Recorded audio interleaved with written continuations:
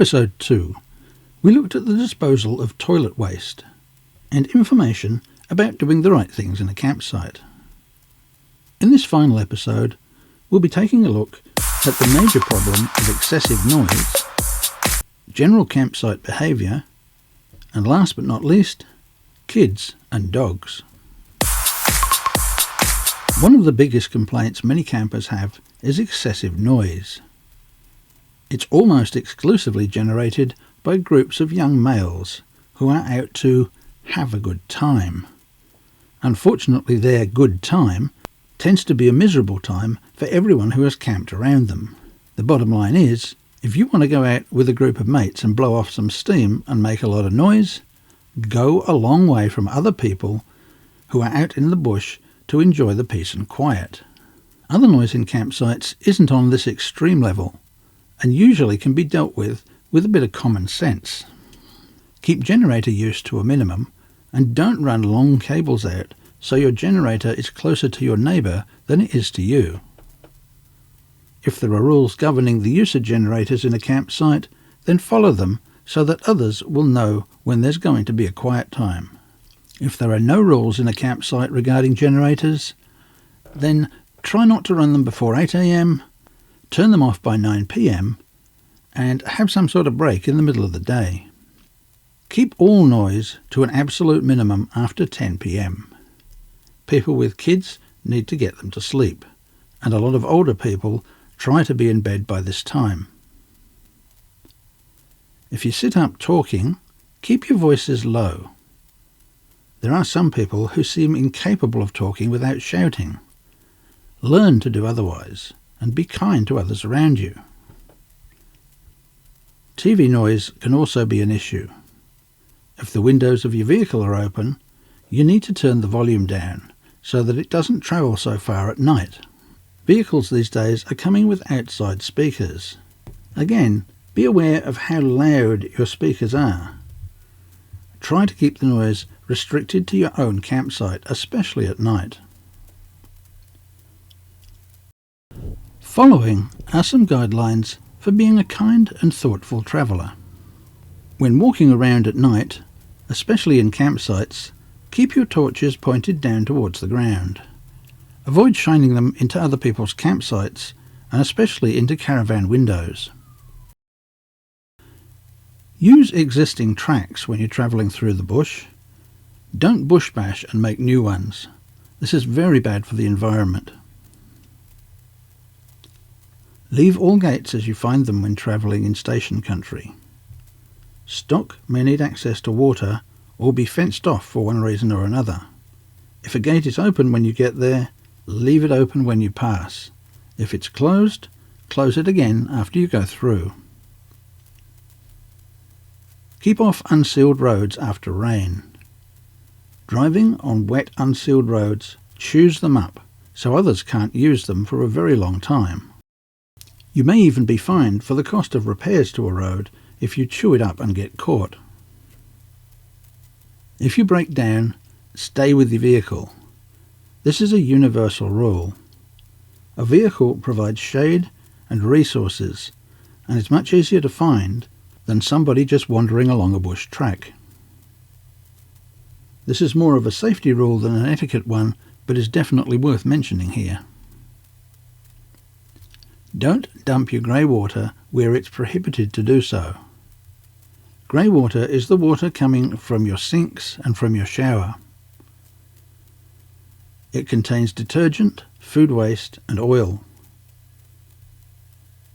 If the rules of a campsite specify no grey water dumping on the ground, then use a container to collect it and dispose of it in a dump point. Try to buy fuel and supplies in local towns where the community provides good facilities for travellers.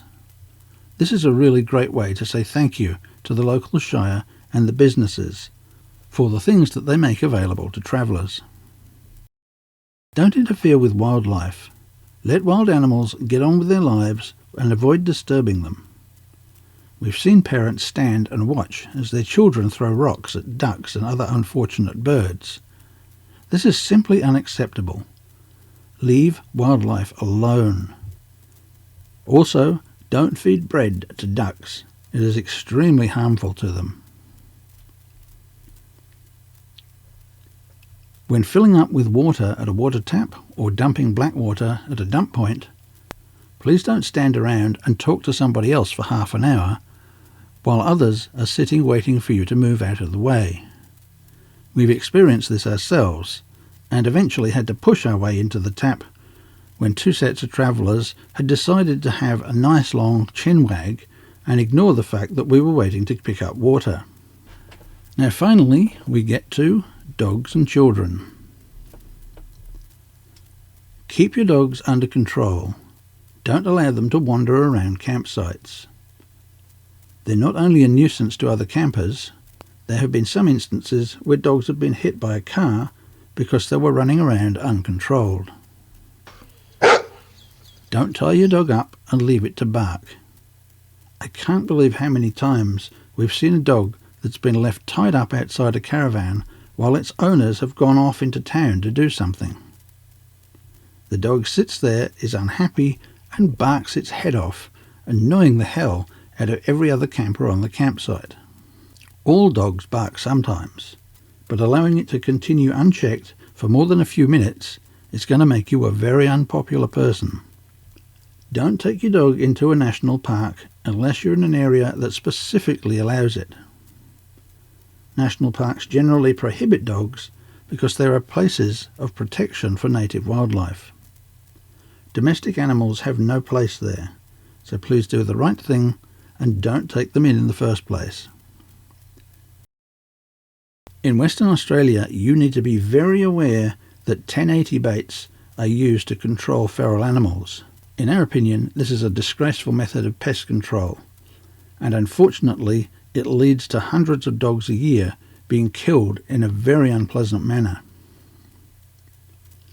1080 baits can be present in areas that are not signposted. Keep your dog on a lead and never allow them to pick up anything that they find on the ground. I know this has already been mentioned in a previous video, but I'll say it again here. Clean up after your dog. Have a ready supply of plastic bags and collect their poop. Now onto the subject of children. Don't let your kids scream at the tops of their voices when they're playing. Kids are kids, and left to themselves, they'll generally make as much noise as they possibly can. They get overexcited and as a result disturb others who are trying to enjoy some peace and quiet. Of course kids playing are going to make some noise, but some of it is grossly excessive, and parents who allow that to happen are really a nuisance in campsites. A bit of noise is fine. Most people understand that kids need to play. Just don't let it become excessive and go on for too long. Don't let your children play ball games around other people's vehicles.